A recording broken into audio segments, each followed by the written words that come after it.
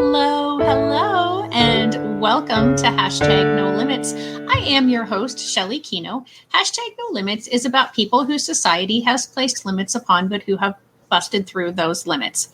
Ophelia says in Hamlet, we know who we are, but not who we will become. And I believe that to be 100% true, and that there is no better example of that than the caterpillar turning into the butterfly. The caterpillar literally dissolves into its cells and then reforms into the butterfly. And if that's not difficult enough, while it's in the cocoon, it has to struggle in order for its wings to be strong enough when it gets out of the cocoon for it to be able to fly. I can't imagine that any of that is easy, but neither is busting through those limits that society places upon you. Today, I have a guest that has 5 children who all have special needs, and she herself became a person with special needs some time ago. And so she's going to share all about her experiences, both as a parent. Oh, and by the way, she's also a teacher. And so she's going to share some of the experiences that she's had as a teacher. And then as a person, like I said, herself, who has become someone who needs some accommodations. So Jennifer, thank you for joining me today. Welcome. Thanks for having me. Yeah, like you said, I am or was a teacher.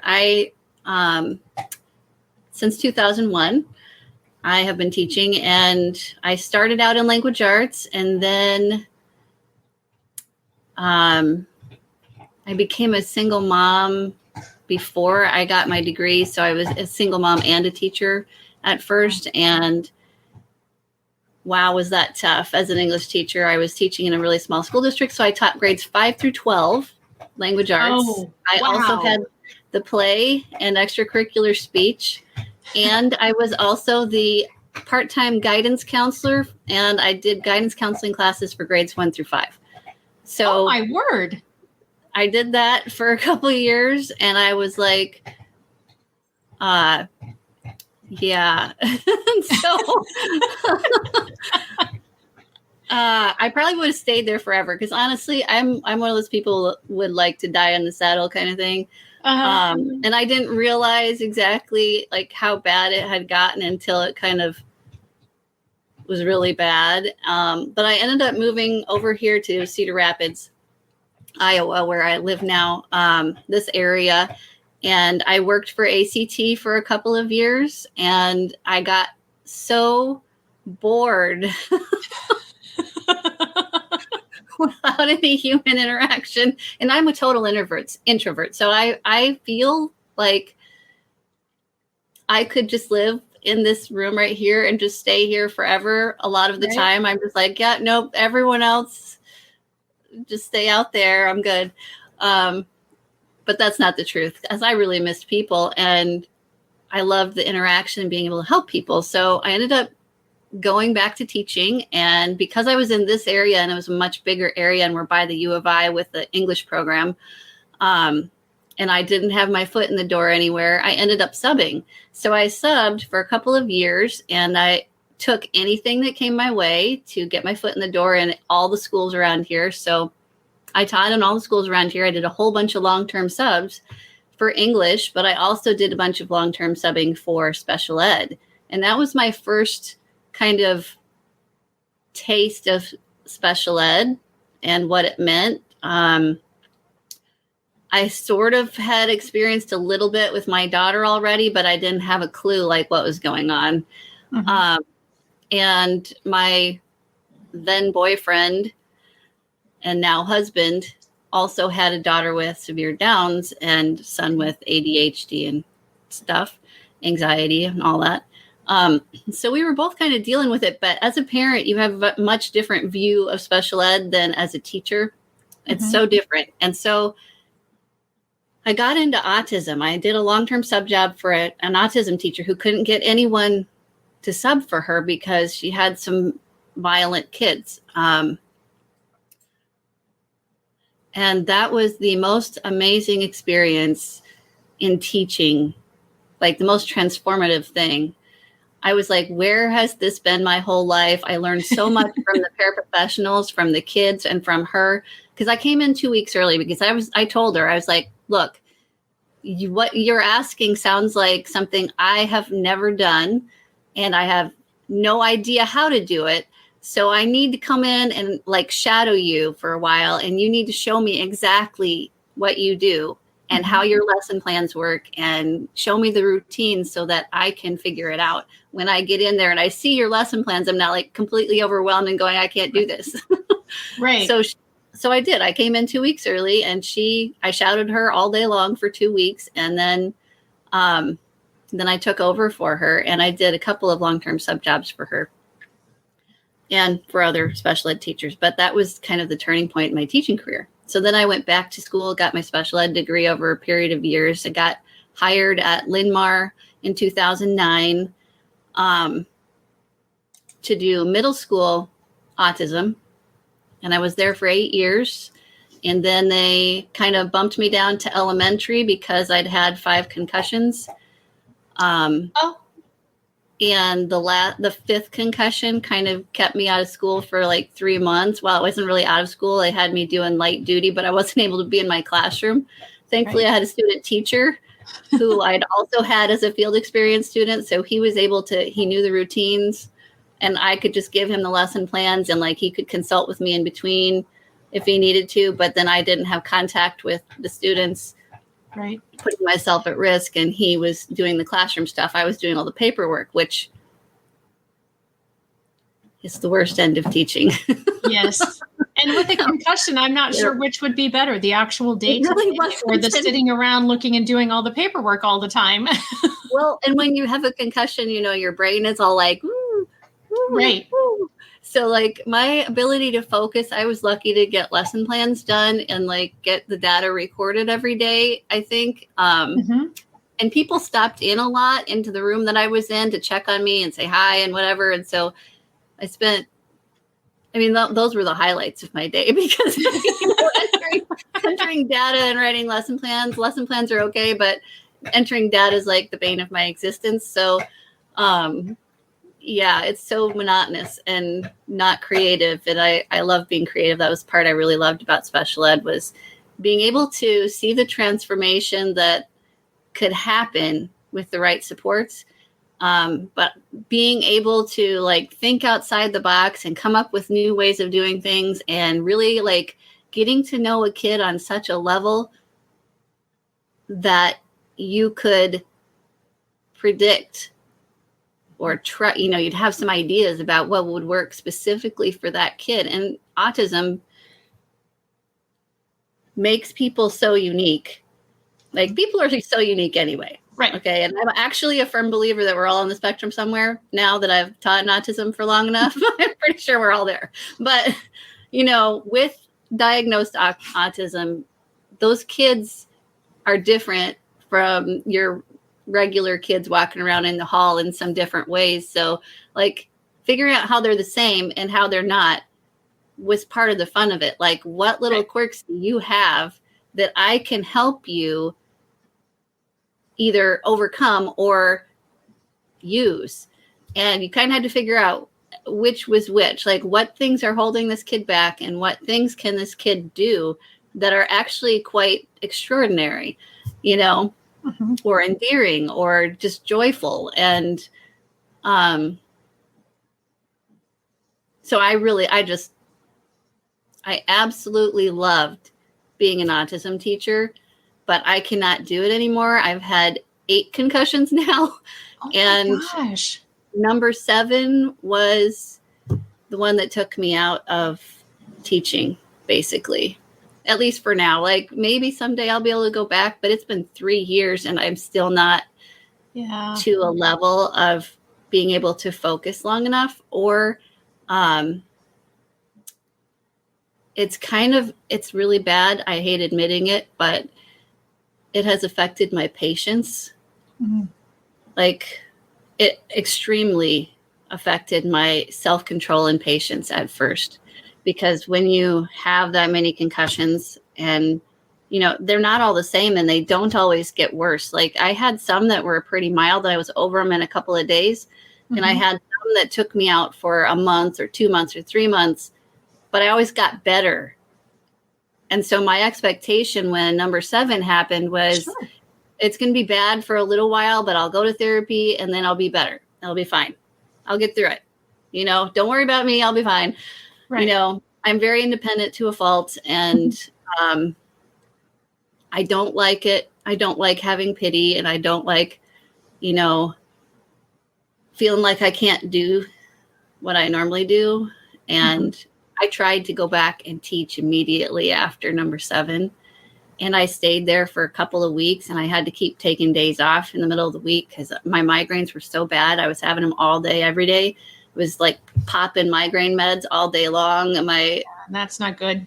Yeah. And still wasn't like, I was just barely functional. I had 9 paraprofessionals at that time. Oh my word. 10 kids in my elementary autism classroom. And, I would say 3 of them for sure were volatile and aggressive. And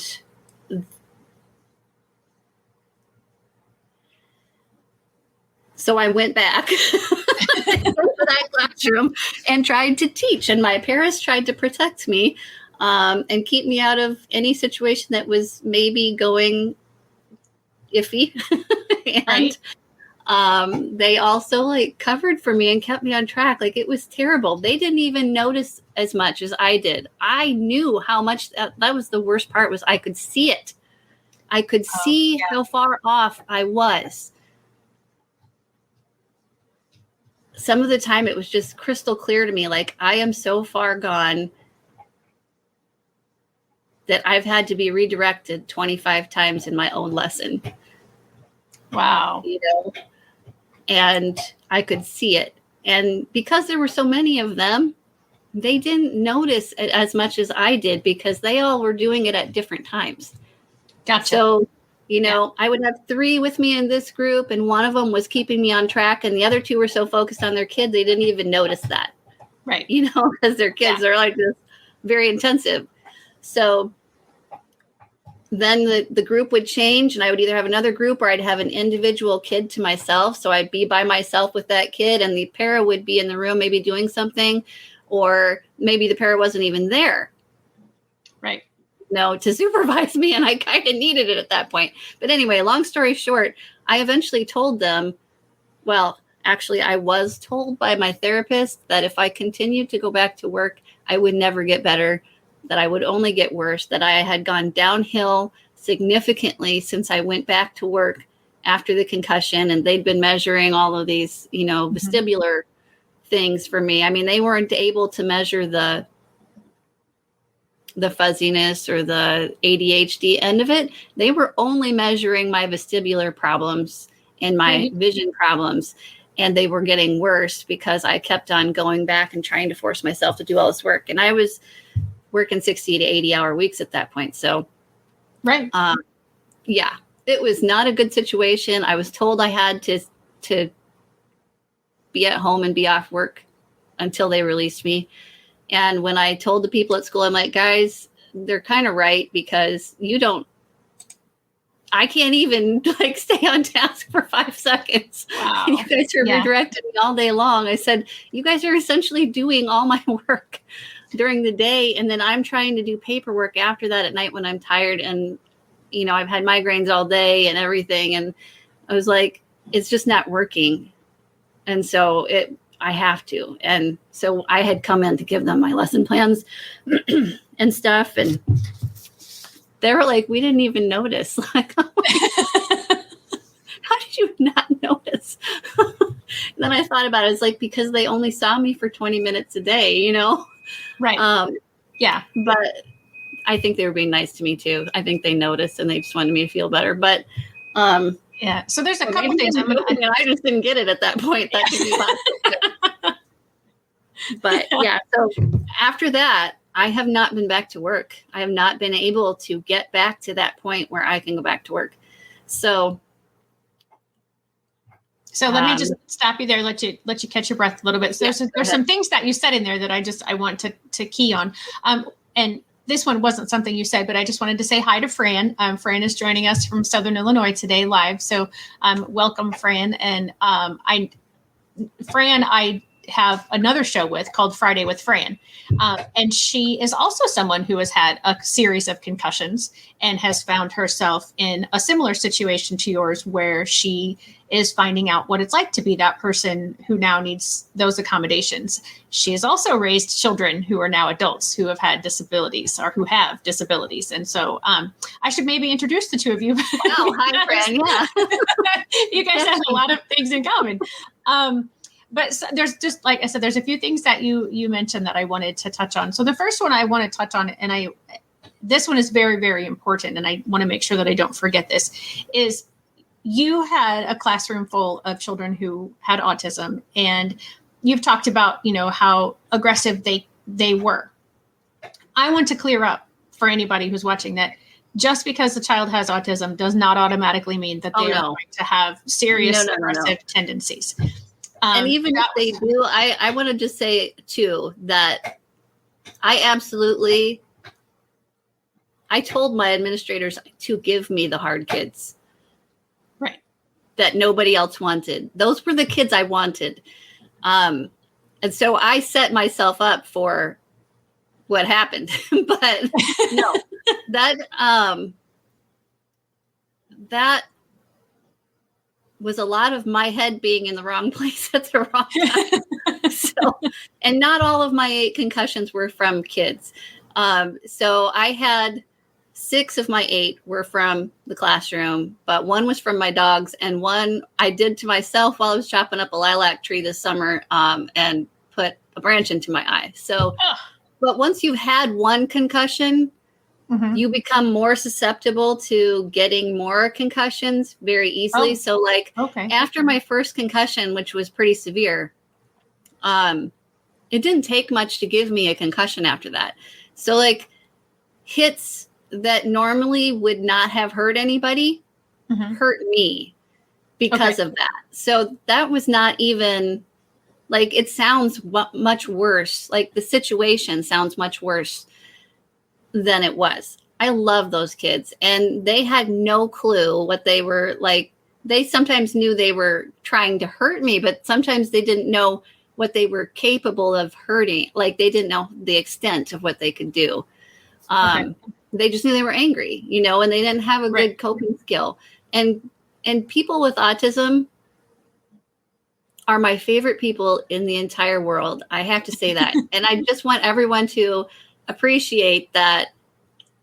I'm pretty sure there's been times where people have slammed a car door, slammed their door, pounded a counter or whatever. And we don't call you aggressive necessarily. Exactly. But Absolutely. Kids with autism who are releasing the same kind of feelings and may not have the level of understanding that is normal for their age. So they're reacting like a 3-year-old would react to a situation, but they're actually in middle school, or in high school. And so when they get angry with someone, sometimes they lash out physically, and they don't have a concept of the damage that they can do usually when they're doing that. And I had one student who, she did it because she was frustrated that she could not communicate with the people she really wanted to talk to. And so she would hit them because she would be festering in the corner and no one would say hi to her. No one was interacting with her. Or even if they did interact with her, she couldn't follow up with anything other than hi and kind of some echolalia stuff. And it was so frustrating to her, and she just had nowhere to go with it. And she has made enormous strides since then. Just an amazing kid with an amazing mind. And once you start to understand how to communicate with her, you can help her communicate with you. And the stuff you find out is just so amazing. So anyway, I don't want to scare anybody away from autism. I would encourage you, if you know somebody who has autism, to get to know them because they are amazing. Autism, I am a person who is not sure that autism needs to be cured. Let's put it that way. A lot of people are looking for cures or ways to help people with autism. And I think that to a point, that's good, helping to manage some of the symptoms that hold them back from being able to express themselves might be good. But at the same time, autism gives them something that the rest of us don't have. And it is a different way of viewing the world and experiencing the world. And it is so unique for each one of them, what they see, what they focus on, and it's just the depth that they can go into and tell you when they can communicate. It's just, wow. And the ones that can't communicate, I always wanted them to be able to communicate because I wanted to know what was going on in there. Exactly. Because when you get to know them, you can see that there's so much more going on in there than what you would expect when you first see them and their behaviors and you level, or that kid's functioning at a baby level or whatever. They can't understand what I'm saying. They don't know what's going on around them. They don't know this or they don't know that. And you're assuming that. But just because someone can't talk doesn't mean they can't think. And exactly. They do. Even the ones that are at a lower comprehension level still understand things so well from watching people. And they have become master manipulators, a lot of them. But a lot of them, it's because they're so perceptive that they're able to manipulate us. And we don't even notice that they're doing it until we're looking for it. And so that's an intelligence of itself. It's a people intelligence. And autism is supposed to cut you off from social cues, and you're not catching on to the social cues. So you would think that they couldn't understand people at all. And that is not true either. Right. Some of them understand feelings better than most people. They have a level of empathy that is enormous. I met some kids with autism that put me to shame in that category. They were just so amazingly empathetic with other people.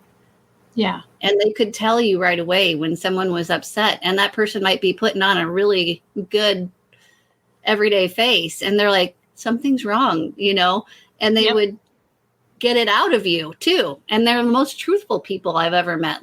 Autism, because they don't take other people's perspective sometimes. And also empathy and perspective taking are sometimes not the same either. So there is a lot of jumbled up stuff going on. And that's part of the reason I love autism, is just because there's so much uniqueness. And when you meet one person with autism and you get to know them and figure that out with them, you'll just be amazed.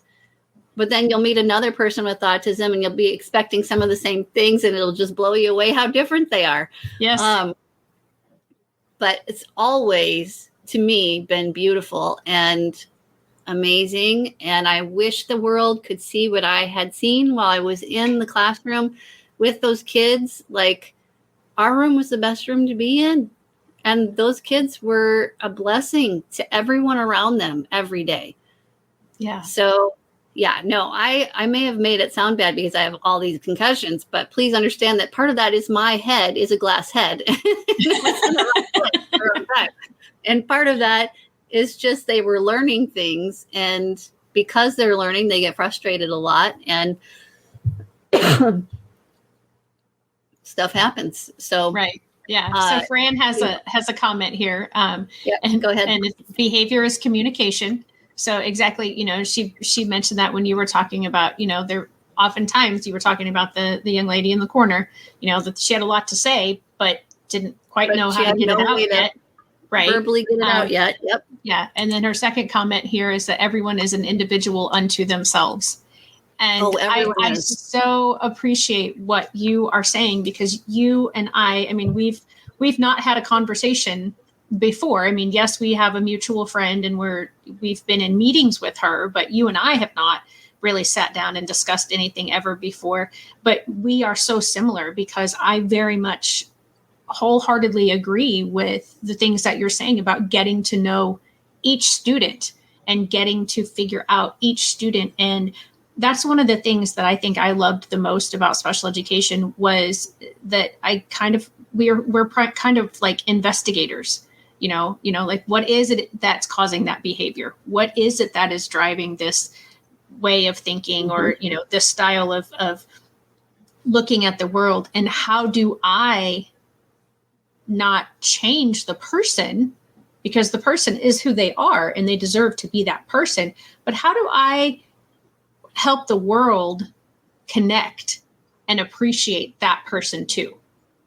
And yes, it's just, we're so much alike in that. And I'm not in the classroom either anymore, but that is definitely something that I miss. And I agree with you. My classroom was the best place to be in the school, because we had so much love and so much joy and growth and fun and empathy. And, I had students that had all, at some point in my career, I have worked with every eligibility that makes someone eligible for special education. But so I had opportunity to work with all kinds of different students that had different diagnoses of things or different eligibilities of things. And even those kids who had the extreme behaviors, and I didn't have a classroom of just children with autism, like I said. So, behaviors come with lots of different things. Oh yeah. And while the kids were in my classroom, and even when I would see them out with their gen ed peers, it was an amazing feeling to know the connection, and making that connection and having that relationship that is so personal.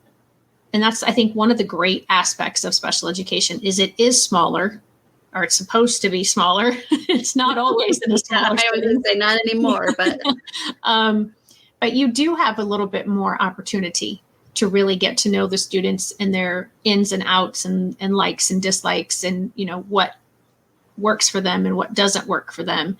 And it is I don't consider myself a creative person unless it has to do with education. When I think about creativity, I think about artists and musicians and people who are crafty, and, but people have said to me, no, you're very creative in how you ran your classroom and what you do with your students and ideas that you come up with now as a master IEP coach. So maybe that is something that is a thread amongst special education teachers. And that is what our expertise is in, I guess, is accommodating, modifying, differentiating. Solving problems. Yeah. We solve problems. And those, if you come from the more logical side of things and not the creative side of things, it's still kind of the same thing, because you're solving problems. Mm-hmm. And, the creativity that's involved is logical to some extent. And because we're teachers and we really want to see our kids grow, we both have that same kind of sympathy and empathy going on for the student, and trying to get to know them is one of the things we want to do, so that we do that problem solving on their level for them, and that it's appropriate. So, it is the same thing. It's creative, but it's solving problems. And so right. You're applying logic, but you're also applying creativity. And for me, I liked that it had some routine, but I also liked that it didn't. Right. Because, you never got bored with your routine. You had a routine. Right. Sort of. You have a routine on paper, an expectation of a routine. And, you have routines for your lessons and things, but it always looked different. So for each kid, I got to do a different kind of version of the lesson, or a different lesson altogether. And one of the things that I didn't like when I was a language arts teacher, I taught in Storm Lake for a year, and that was my first year of teaching, and it was eye-opening. I taught the same grade. I've taught 8th grade English all day long. And by halfway through the day, I was so tired of doing the same lesson again that I just was like, how many hours until the end of the day, Right. And by the end of the day, I had perfected the lesson. Like I could roll that sucker out without any mistakes. And it, I'd already troubleshot all the little problems that go on, Right. So by the end of the day, I had a great lesson, but I was so tired of it. Like, Right. it's also monotonous. It was just not quite enough. Not quite enough problem solving during the day. Not quite enough interaction with like different kids. And that's what I really loved. And that's kind of why I got into guidance counseling too. I did go to college for guidance counseling for a year while I was doing all this stuff with, the tiny. Yeah, I mean, why not? Because why be bored or have any downtime? Why would I want any downtime or any time at all for anything other than school? So, I went to college for that. And it was because while I was teaching language arts for all these different grades in middle school, I didn't think I was going to like middle school, but middle school turns out to be my favorite. Yeah, so, that's awesome. I really love middle school because it's such a time of change for kids, and they really kind of struggle through it, but they're still open to being guided. So high school, I love being able to talk to high school kids. And having the maturity to have a really in-depth conversation. I just love that about them. But they're a lot less open to advice or steering from a teacher and much more open to steering from peers. So middle school is kind of that happy medium between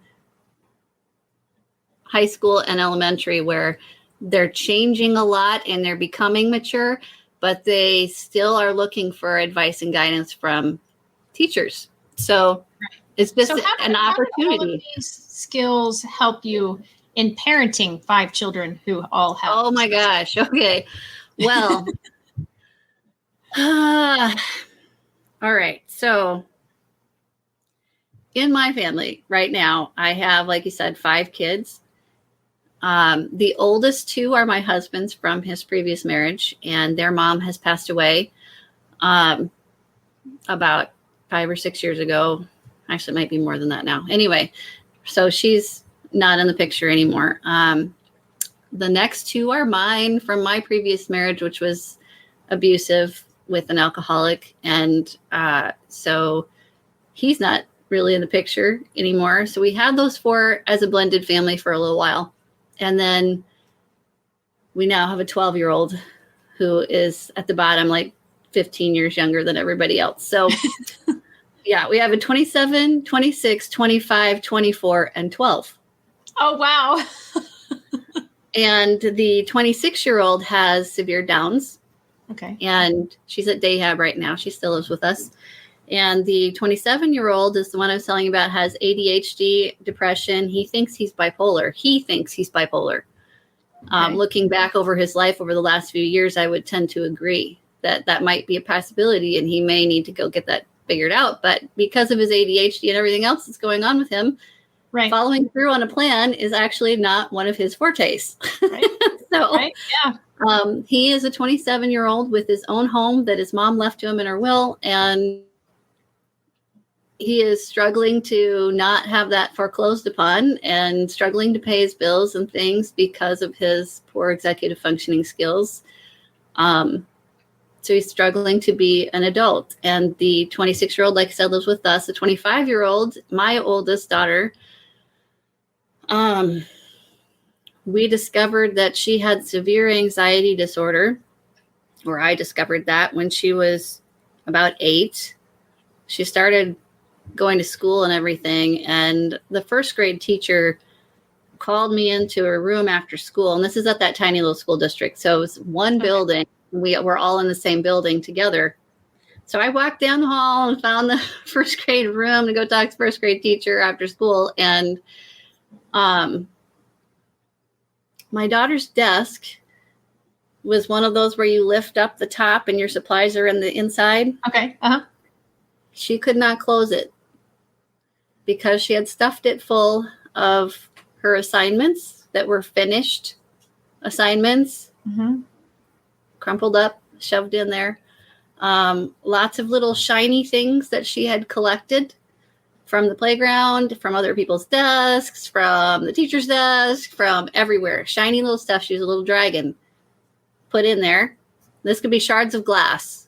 We're not talking like it was all safe. It wasn't. Okay. Wow. And also, every pair of socks that she'd worn for like a month. I kept wondering where they were going. Well, they were going to school and ending up in her desk. So she had stinky socks, a whole bunch of shiny stuff, and wadded up papers. And her desk was 4 inches from closing. Wow. And so I made her clean all that out. And that was kind of our first clue that something was really not doing well. And we weren't sure what it was, but it looked like ADHD at first. Mm-hmm. Eventually found out it was severe anxiety disorder. And since then, we've also kind of had some more diagnoses pop up as an adult. She got ADHD added onto that. She was recently diagnosed with glaucoma, and she's 25. Wow. So Fran, see, I really do need to introduce you to Fran, because she said your daughter that you're describing sounds like her daughter. Yeah, it's tough. And then there was I think that I missed as she was growing up, because I didn't know enough about it then, that she also has dyslexia and possibly dysgraphia. And so she's really struggled with school her entire life. Just, she wanted so many friends, and she was always trying too hard to get friends and doing things that, you know, she was easy to kind of influence from friends. So she ended up kind of struggling because she was putting all of her effort into the friend arena and not enough into academics. And academics were so frustrating for her. And every night I remember sitting with her and trying to do spelling, and both of us just wanted to die by the end of 10 spelling words. And, you know, there were other things like finishing assignments and getting them turned in, and planning ahead for long projects, and, you know, all that stuff. Just big struggle all the way through school. She has been through 3 different colleges now and not finished any of them. And she's also struggling to adult, going through a really ugly divorce. And she has I have 3 grandkids that are all hers. They are 6, 4, and soon to be 2. Wow. And there was a 4th one. He passed away as an infant. He was born at 22 weeks. And so, she's had a really rough life, and it is not letting up yet. So it's still pretty stressful around here with trying to help her through her things. And then our 24-year-old is probably our most functional child right now. He has anxiety disorder, but it's pretty mild. And we only found out because he wanted to know why he was is my fault, I'm going to say, because as a parent who was an autism teacher, I came home to my son, who is a very strong introvert, a hermit, and very routine-based and very rigid about rules and things. And so he would just make comments or say things occasionally and be like,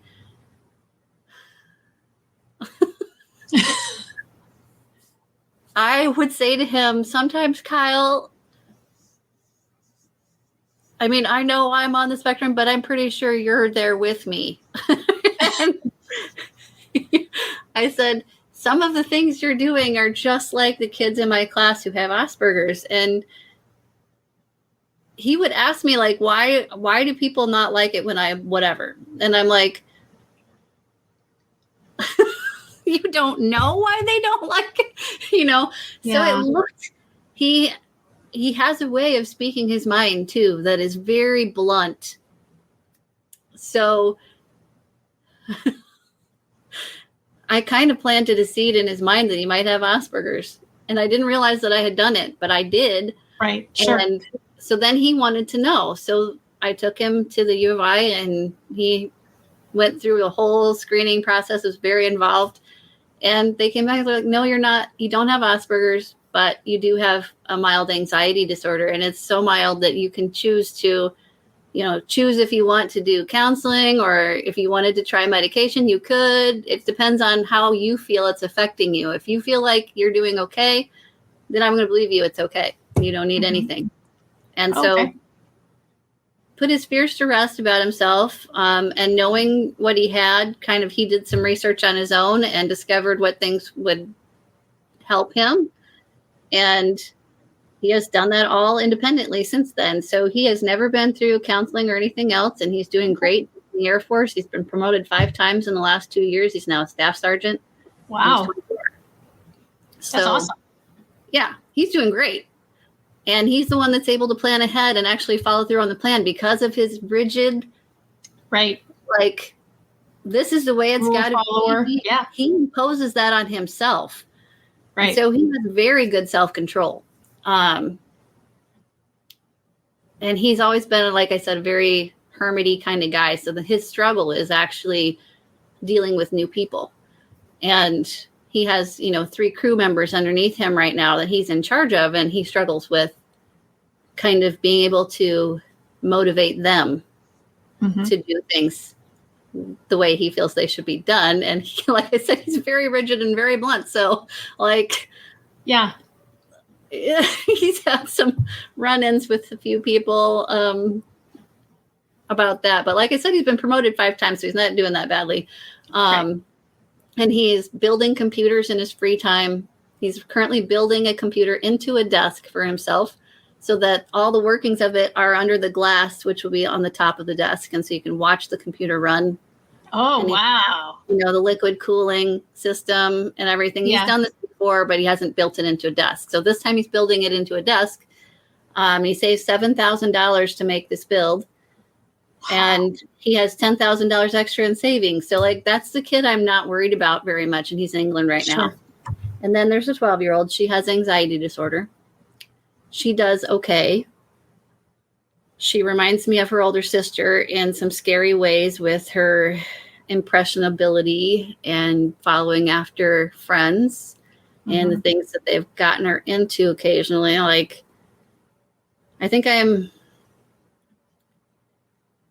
sometimes having deja vu with that one, and it scares me. Like, I hope that when she grows up, she doesn't end up struggling as much as the other one did.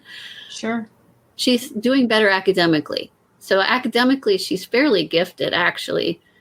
So she's not struggling with dyslexia or dysgraphia. She's an extremely fast reader, and so that part is different, and that may stand her in good stead when she grows up. But the anxiety part and the social part are still kind of worrisome. And so we're dealing with that and dealing with, like, she has things she does as a coping mechanism that have gotten her into trouble so many times. So when she was younger, it was origami. So she learned how to do origami, taught herself. And she was doing origami and paper crafts, like cutting and pasting paper into all sorts of things. She would build computers, cell phones, whatever, out of paper. Wow. And be playing with those throughout the school day. So it started out with the cutting and pasting, turned into origami, and it was origami 100% of the day, all day long. So while the teacher was talking, while she was supposed to be working, she would usually get her assignment done too, but she was always doing origami. And so, yeah, the origami we ended up cutting out, and then I don't even remember what we did, but I think we had basically told her no more origami at school at all. And it took some, like, talking back and forth with the teacher we set up a reward system for, like, and we had to give her replacement behaviors and other things to try to get her through there. And she went to counseling and, did CBT for a while. And then COVID hit and she was at home with me. And she shifted somewhere in there. One of her replacement behaviors may have been drawing. And now she's an incredible artist, but drawing has replaced origami. Okay. So we just had conferences, and I heard from every single teacher that she's drawing all the time when she should be doing other things, or she's, not doing as good on her work as she could, that they know she's capable of, because she's rushing through it so that she can draw some more. Right. So she gets so, like, focused on that one thing. So that's what we're struggling with her. So those are my 5 kids that I have. Lots of ADHD, lots of anxiety, the older ones have depression. And then we have severe Downs. So when you ask me, how does that affect my teaching? They have been my connection with other parents in special ed. Okay. They've taught me a lot about how parents feel when their kids go to school, and struggle. And so I think that parents that have kids that don't struggle that much don't have the same perspective. So like teachers that have fairly neurotypical kids don't understand to the same depth. They may understand a little bit, but they don't have the same depth of understanding of how you feel when you know your kid is going to struggle to make friends, to be successful, in academics, to be able to do any kind of co-curricular activity. When you know your kid is going to struggle, it is so disheartening. And you worry about it. And in free moments, you're sitting here, you're going to eat your lunch, and suddenly you're worried about your kid. And just hoping that they have a friend to eat with, or that the friend that they have is not going to lead them into a life of drugs. Right. No, absolutely. You're thinking my kid is more likely than 9/10 of the other kids in that school building to end up doing drugs. My kid is more likely to fail. My kid is more likely to never get a good job. My kid may never understand how to get along with other people so that they can keep a good job. Even though they're capable of a good job, their social aspect is going to destroy it. Right. So you've got all these extra worries that you're carrying into your life. And I carried that to school for sure as a language arts teacher. And I wondered what I was doing wrong. This was before I got into special ed. I just wondered, what am I doing wrong? I'm a teacher, for God's sake. I should be able to put systems in place at home that would support my kids in being more successful. And what am I doing wrong? I'm doing their homework with them every night. I'm not like feeding them the answers or anything. I make them figure it out. I'm reteaching everything the teacher taught. I'm trying to put these motivational systems in place for them. But, as a stressed out parent who's working 9,000 hours a week, consistency at home was definitely not what it was at school. And school and home are just so different. They're different beasts completely. Yeah. And so I was judging myself by a school standard at home. And that's one of the most important lessons that I could pass on to another parent, is to not judge yourself, not to judge your home by a special ed classroom or by a school standard, because your home is not a school. Right. Or if it is, it's a different kind of school, but right. It doesn't operate on a schedule that is set in stone like a school does. School has periods during the day. You are going to lunch at a certain time. And if you don't, because of whatever, because you're in special ed and we can do that, you still have a time. Like, it's still a set thing that's going to happen, and it will be made to happen. And I don't know, home is just more chaotic, more unexpected. Things happen. It's less controlled. You have less background and less help and fewer experts to call upon, in that time of need. Like if something happened at school, per se, I could walk down the hall and ask for help. I could even yell for help to the para that's right there. I can, say, what do you think about this? How should we handle this situation? But at home, you're standing there in the middle of the situation. Your emotions are high because it's your kid. Yeah. At school, they're your kids too. As a teacher, I adopted them all into my family officially, but when it's your kid at home, the stakes are high, very high. And there's no way to dissociate yourself from your kid and their success or failure. So as a teacher, to some extent, you can say, well, their home life, or, well, I'm not responsible for their disability, or I'm not, I can't control all the pieces. Therefore, I'm not responsible for the entire picture. I don't know if you know what I'm saying, but it's kind of like there's just that tiny little bit that you can dissociate yourself from a kid at school and their success. If they're failing or if something's going horribly wrong, you're able to step back and take a look at the whole picture and say, look at all these factors, take a breath, figure it out with somebody, and come back the next day with a better plan.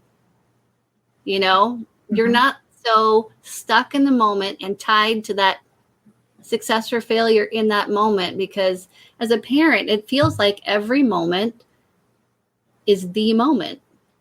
And it feels like when you're in a situation, you're the only one there. And you're like, even if your husband or wife is there, sometimes you still feel alone. Like you're the one making that decision. You're the one making the call. You're also the emotional one. And you're the stakes are so high that your emotions are just, and your head and your clarity is not. So you're not making the same kinds of decisions that you would make at school. Let's put it that way. So my kids, unfortunately, you would think that as a teacher, my kids would just be so blessed to have a teacher for a mom. But it was the worst thing for them, I think. Like, in some ways it was good. In some ways I was still able to do things that other parents might not have had the, know-how or whatever, the information. I was blessed with information and the ability to use it, strategies and the ability to use them. But my implementation of them at home looked nothing like it did at school. Right. Because I came home tired. I came home impatient. I was worn out. Everything was overwhelming at that point. And so every little thing that they did seemed like it was huge. I'm pretty sure I overcorrected a lot. My husband did a lot of the parenting on his own sometimes because I was at school. And then when I came home, my kids wanted more attention than I had left over to give. So they taught me a lot about the differences between home and school. And they also taught me about the importance of spending time with your family, and the impact you can have as a parent. And I think I did a better job with impact at school than I did at home. But I still had a pretty good impact at home, apparently, because my kids are still telling me that. But So is all of the stuff that you're talking about now, all that stress, all of that being unable to disassociate sometimes, is that what led to the special needs spa? Yes, that is, in fact, what led to the special needs spa. Because as I talked to other special ed teachers, other therapists that work at school, SLPs and PTs and such, they're all overwhelmed. We were all like, I wish I had another me. I don't have time to train someone to do these things because by the time I've trained them, I might as well have done it myself. And I'm going to have to keep following up with them to make sure they're doing it right. Probably going to have to redo it. I don't have time for that right now. And you never do. Right. You just never get that time. Or if you do, you get one person trained. And so you have one person trained. It seems like you needed all 9 of your paraprofessionals to be able to do your job in case you have a heart attack. But or an 8th concussion. Right, or an 8th concussion. And, you all have to be able to fill in for each other. So to some extent, they did get trained. They did know all these things, but it was just overwhelming. You always felt guilty. You were either ignoring your family or you were not doing enough at school, or both. In my case, it felt like both. Like I wasn't giving enough time to my family because they had all these needs. And I wasn't, like, for Sabrina, the one with Down syndrome, I was not implementing at home what I knew I needed to implement with the visuals. She needed a visual schedule like 2 years before I got her one. She needed a different AAC system than what the school was giving her, like 7 years before she got one. It needed to be personalized more, like all the time continuously. And it wasn't. Even now, like, I know that I need to make this visual for her that says, pull your sleeves up and put it by the sink, because when she goes to rinse her dishes, she leaves her sleeves down here. Yep. And soaks her arm to the armpit. Gotcha. While playing in the water rinsing dishes. So she just needs that visual. How long does it take to make that? It takes like 1 minute to make that, print it, and maybe, 10 minutes to laminate it and stick it to the thing by the sink. Have I done it? And I'm here all day. I feel like a terrible parent sometimes. And at school, I won awards for all the wonderful things that I did, in my classroom. And so these parents are like, what do you do at home? Like, I want to know what you do at home with your kids because you're so amazing at school. I'm like, dude, you're amazing parents. You're doing a better job with your kid than I'm doing with my kid at home. I want you to know that, because you're taking the time to implement these visuals I'm giving you at home, and you're wondering how to do it, and you're doing it right now. I said, it's a process. And that's another thing I would say to a parent is, one of the things that overwhelmed me was trying to do it all at once. Like, I wanted the whole system from school moved to home now. Right. Well, yeah. If something's working, we absolutely want to implement it as quickly as possible. Yeah. And I was impatient. Like, I didn't want to just do communication at supper time. I wanted that AAC throughout her day, all day long, everyone to use it, trained all my family members. And I'm like, we're using this, blah, blah, blah, Okay, so it doesn't work that way in home because it's chaotic and you don't have those set times or lessons to use it with. Right. So And we just have a few minutes left, Jen. So let's just talk really quickly. First of all, I think this is probably one of the most important things to say about the special needs spa is it is truly not a spa. No, it's not a real spa. It's a spa for your mind. Like, the whole purpose behind it was for me, the trained person who can create whatever you want, whenever you want it. You don't have to train me. I will be that assistant for you, or I will teach you how to do it, because I've taught so many people how to do it on their own. Right.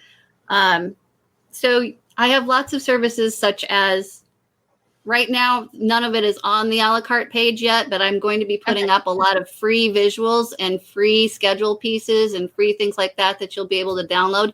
But I have a customization service where you can, for like $1 a page, say, I want these things to be changed about this visual, or here's a visual that I really need somebody to make for me, and I'll make it for you.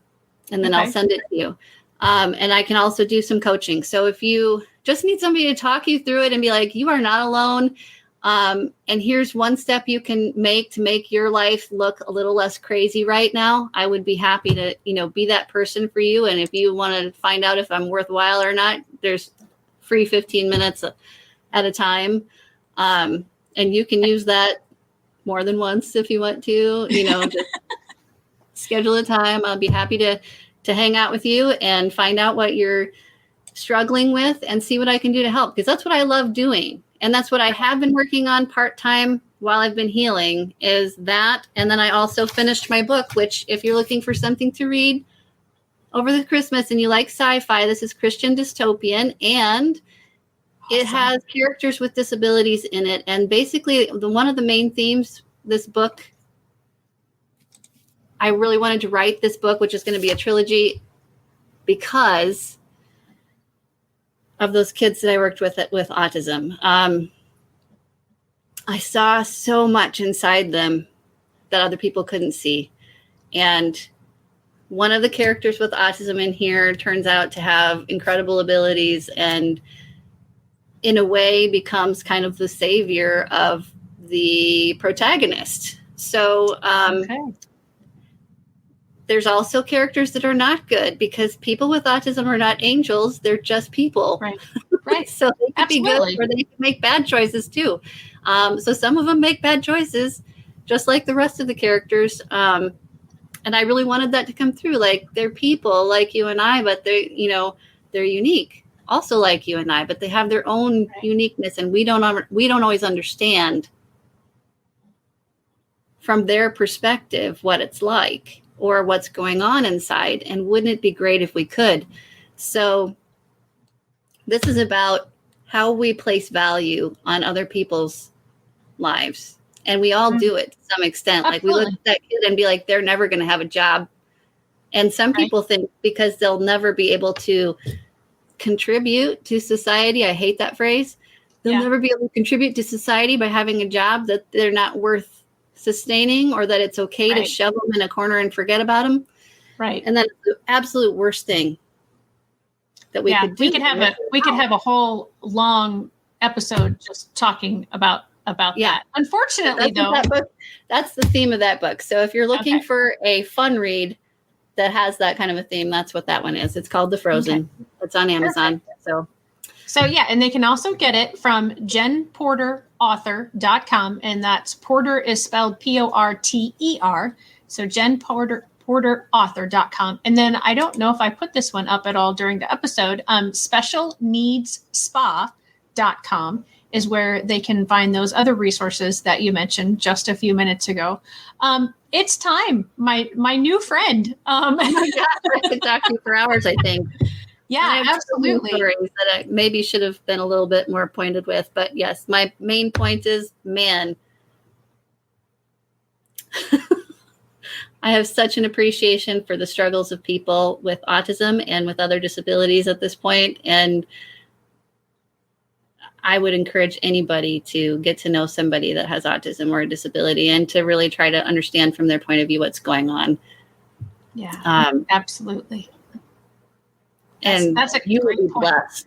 You will be blessed by knowing them. Absolutely. 100%. They're going to bring something to your life that was definitely not there if you've never met anybody with a disability and really gotten to know them. They're going to widen your horizons so much.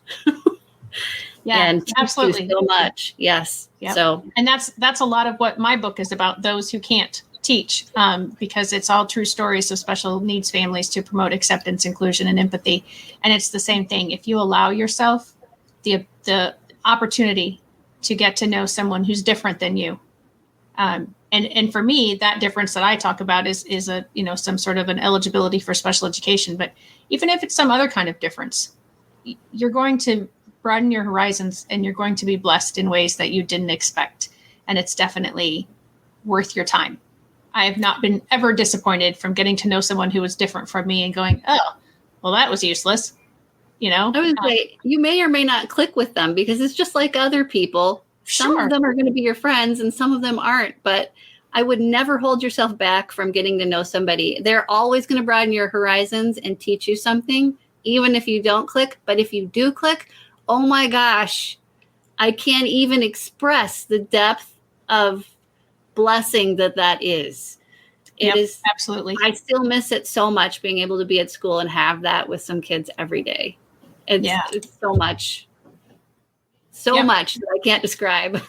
Yeah, I know. It's one of those things that I feel like you have to have gone through it or be going through it in order to really be able to understand the depth of the levels that you and I are referring to. I may have to have you back because this was such a great conversation and the time flew by. And I really do think that you have so much more that you could share and talk about with our audience. If, like I said, if you want to get a hold of her, it's Special Needs Spa or jenporterauthor.com. Reach out to her. It sounds like she has amazing things to talk about and amazing resources. Join me next week. I'm planning on having an episode, although at this moment I don't have a guest. I've got a few people in the works, but if there's not a live episode, I will replay an episode from the past. If I don't see you all, well, I know I won't see you now before Christmas. So Merry Christmas to everyone, because next week will be that hazy week between Christmas and New Year's where nobody really knows what day of the week it is or what's happening. So, Jen, thank you so much. And Fran, thank you for being with us today. It's been great getting to know you, and have a great week, everyone. Bye-bye.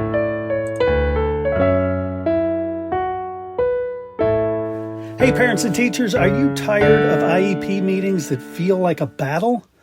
Let's put an end to the tension and create a collaborative, calm, and respectful environment together. Shelley Kino, your go-to IEP consultant, can transform your meetings into positive and productive experiences. With Shelley Kino, your child is her top priority, your voice is heard, and you become confident. Shelley Kino is making the world better for all, one IEP at a time.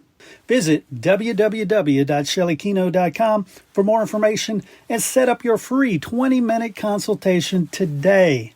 That's shelleykino.com, SHELLEYKENOW.